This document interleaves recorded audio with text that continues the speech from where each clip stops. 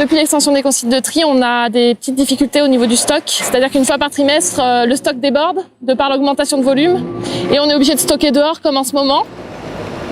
Aujourd'hui, on arrive à fonctionner sur le hall avec de temps en temps un mode dégradé qui nous empêche d'ouvrir la deuxième porte. C'est-à-dire que d'un point de vue sécurité, on sait qu'au niveau des consignes, on a une porte qui n'est plus accessible, alors que normalement, les camions, lorsqu'ils vident, doivent pouvoir traverser le hall. Donc ici, on voit effectivement la fosse de stockage qui n'est pas très grande. Au niveau de cette cabine de prêterie, on sépare habituellement le carton et les refus. Sur ce poste de travail, ils vont retirer donc les gros cartons qui sont jetés au sol. Les films, on est obligé de les retirer si on ne veut pas avoir des problèmes d'enroulement et de salissure sur le reste du process. Et c'est un opérateur qui vient régulièrement reprendre ce carton en cabine et le jeter au sol depuis la passerelle que l'on voit là-haut.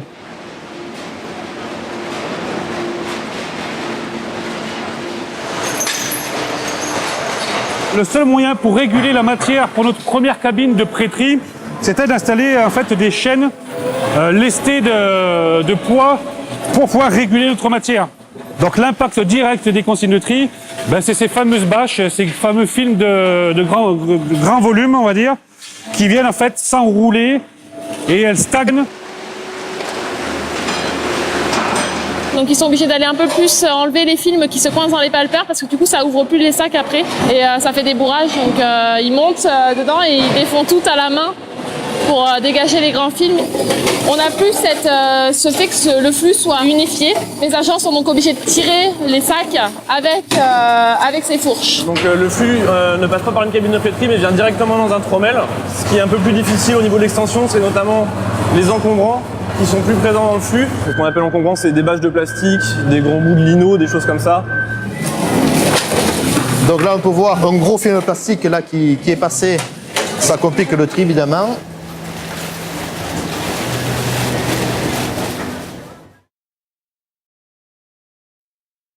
On a réduit le débit de la ligne d'environ 10%. Alors le rendement entre la collecte standard et la collecte expérimentale a baissé de plus de 30%. Avant le démarrage de l'extension, on tablait sur une baisse de 10% de rendement, alors qu'en fait on constate une baisse plutôt aux alentours de 5%.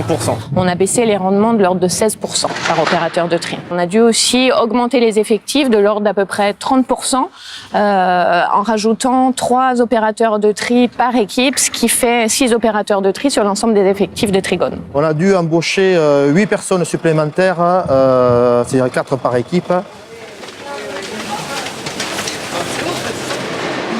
En mode normal, on fonctionne ici avec 13 trieurs. Pour l'extension, nous sommes montés à 20 trieurs. Le ratio sur la partie tri, il est simple, c'est plus 50%. Il y a un 13e opérateur qui a été rajouté dans le cadre de l'expérimentation sur cette première table de tri afin de garantir la qualité de journaux, revues, magazines. Une des grosses difficultés est de récupérer les films plastiques. Puisqu'ils sont en grande quantité, qu'on les retrouve à différents endroits sur le process, on a du mal à les canaliser dans un seul point. Ils viennent perturber la qualité au niveau des tri optiques, au niveau du tri en cabine. Donc ils viennent polluer l'ensemble des flux et on a également une difficulté, encore une fois, à les récupérer et à les isoler pour les valoriser. Alors, ce que l'on a souhaité, nous, c'était de sortir un maximum de films souples sur cette cabine-là, puisqu'après, nous sommes équipés d'un crible à étoiles. Et le film souple va venir en fait perturber le flux dans le crible. Donc il est quand même nécessaire de le sortir avant le crible. Je suis convaincu que si on mettait un bloc de ciment au milieu des films, il verrait le film mais pas le bloc de ciment.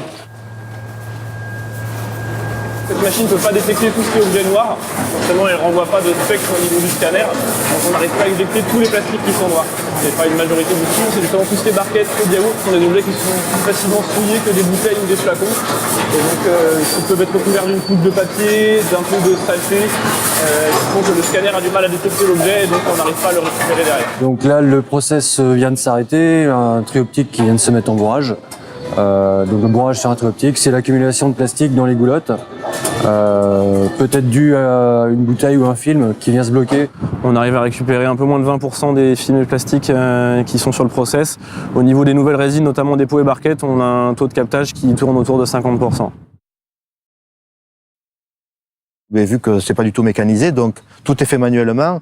Et c'est vrai que pour eux, c'est très pénible, ils sont très très fatigués. Il y en a beaucoup, quoi. Donc c'est vrai que c'est plus de gestes au niveau de la répétitif. Plus de mouvements à faire. Cette présence de bacs, cette présence de poubelles, de flux à trier, on ne le retrouve pas dans la collecte classique. Et qu'on est obligé de le mettre en place, c'est pas un mode normal de fonctionnement. On perturbe à la fois le geste de tri des opérateurs. Ça peut être embêtant quand on a des produits ronds, on peut avoir des accidents par chute des trieurs dans les cabines. On oblige des personnes à avoir des manipulations de contenants, ce qui ne se fait pas habituellement. Il y a des jus qui restent et donc ça procure des odeurs et des gènes donc pour les trieurs. Ça, moi j'ai eu des retours, on est obligé de changer les gants, les surgants plus souvent parce que on a les barquettes de viande notamment. Et ça, c'est des matières souillées par des déchets alimentaires. Là, on observe une dégradation de la qualité des journaux revues magazines, mais également au niveau du mix PE-PP-PS avec les nouvelles résines qui aujourd'hui est tout juste au niveau de la qualité pour les repreneurs. Sur des balles qui ne sont pas plastiques, comme ici du carton ou du gros de magasin, on note également la présence de pas mal de films plastiques et même de barquettes qui viennent s'y trouver. Des films plastiques qu'on retrouve ici dans du carton,